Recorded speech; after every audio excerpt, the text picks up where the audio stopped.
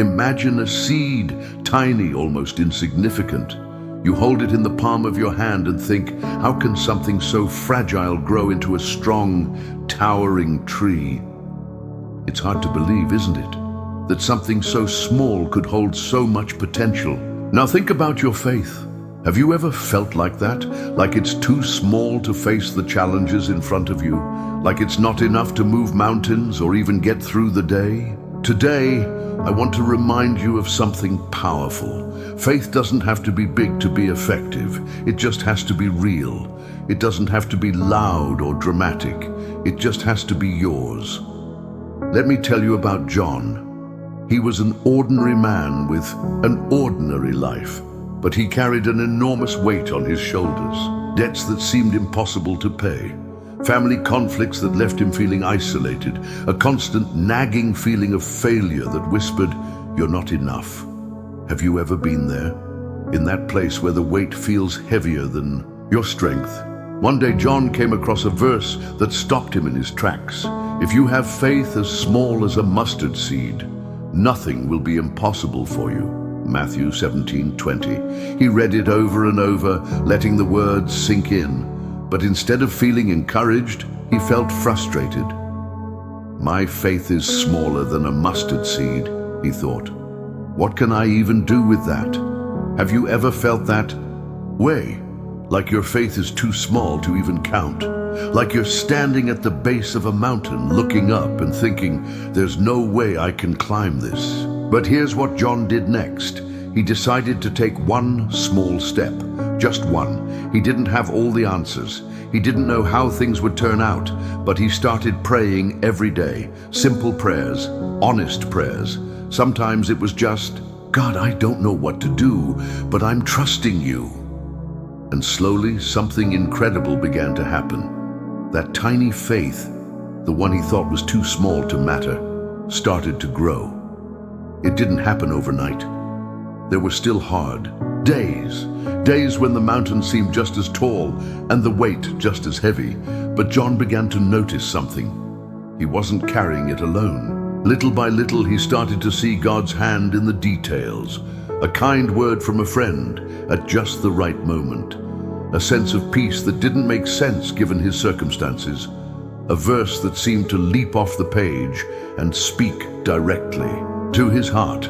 What John discovered is that faith isn't about having all the answers or feeling invincible. It's about trusting that, even when you can't see the whole path, God is guiding every step. It's about believing that he can take something small, something that feels insignificant, and turn it into something extraordinary. And here's the beauty of it. You don't need giant faith to start. You just need to take the first step. Think about it. What's your first step today? It could be a simple prayer, it could be an act of forgiveness, even when it feels impossible. It could be the decision to open your Bible and read one verse, even if you're not sure it will make a difference. No matter how small it seems, every step counts. Because here's the thing, a seed doesn't become a tree overnight. It takes time. It takes sunlight and rain and patience, but every root it sends into the ground, every leaf that sprouts is a step toward transformation. And the same is true for your faith. So pause for a moment, close your eyes and take a deep breath. Now ask yourself, what's the small step you can take today to strengthen your faith? Write it down, share it with someone. Or simply pray about it, because sometimes the miracle isn't in the grand gesture, but in the small act of trust. Friend, your faith might feel small today, but it has a power you can't even imagine. God isn't waiting for you to have all the answers. He isn't waiting for you to be perfect or fearless or strong. He just wants you to take the first step, and when you do, get ready. Something beautiful is going to start growing. Now let's talk about what happens after that first step, because taking the first step is brave, but what comes next? What do you do when the mountain still looks too high, or the storm still feels too strong?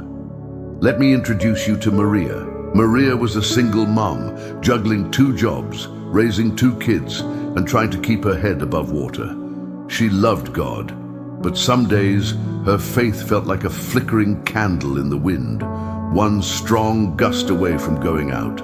She'd pray, but her prayers felt small, like they barely made it past the ceiling. One night, after putting her kids to bed, she sat on the couch, exhausted. She opened her Bible, not even sure what she was looking for, and her eyes landed on Psalm 46:10. Be still and know that I am God. At first, she didn't know what to do with that. Be still. How can I be still when my life is chaos? But then she decided to try something. Every night before bed, she would sit in silence for 5 minutes. No phone, no TV, no to-do lists, just stillness. At first, it felt awkward. Her mind would race with all the things she needed to do. But over time, something shifted. In those moments of stillness, she began to feel a peace she couldn't explain. It wasn't that her circumstances changed overnight. She still had bills to pay and kids to raise. But in the stillness, she began to sense God's presence in a way she hadn't before. Maria's story reminds us that faith isn't just about taking the first step. It's also about learning to pause, to be still, to trust that even in the chaos, God is at work. But what about when the storm doesn't stop? What about when you take that first step and the wind still howls and the rain still pours? Let me tell you about David. David was a man who knew what it was like to face giants, literally. But long before he stood in front of Goliath with a sling and a stone, he was a shepherd boy, spending lonely nights in the fields, protecting his sheep from lions and bears.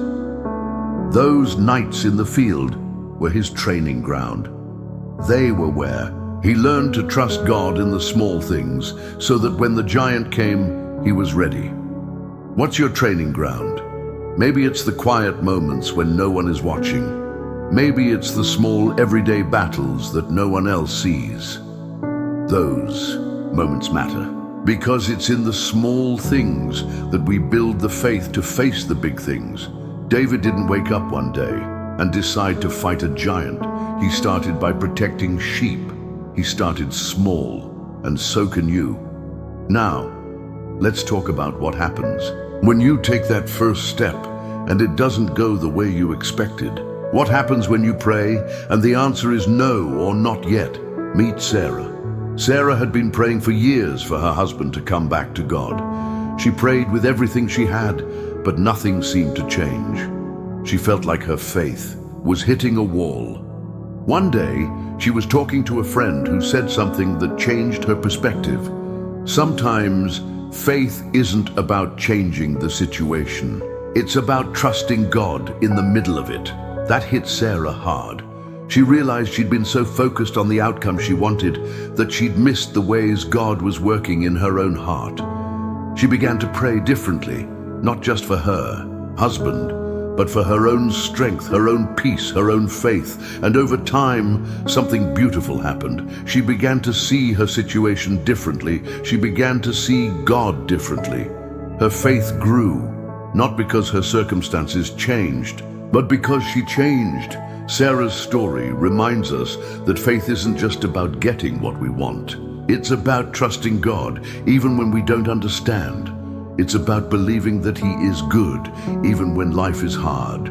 So what do you do when your faith feels small? You take the first step. You learn to be still. You trust God in the small things, and you keep going even when it's hard. Because here's the truth. Faith isn't about having all the answers. It's about trusting the one who does. It's about believing that God can take your small, fragile faith and do something extraordinary with it. So what's your next step? Maybe it's a prayer. Maybe it's a moment of stillness. Maybe it's a decision to trust God in the small. And things, whatever it is, take it, because every step matters. And remember, you're not alone.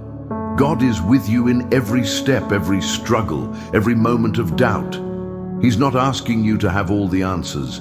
He's just asking you to trust Him. So take a deep breath, close your eyes, and take that next step.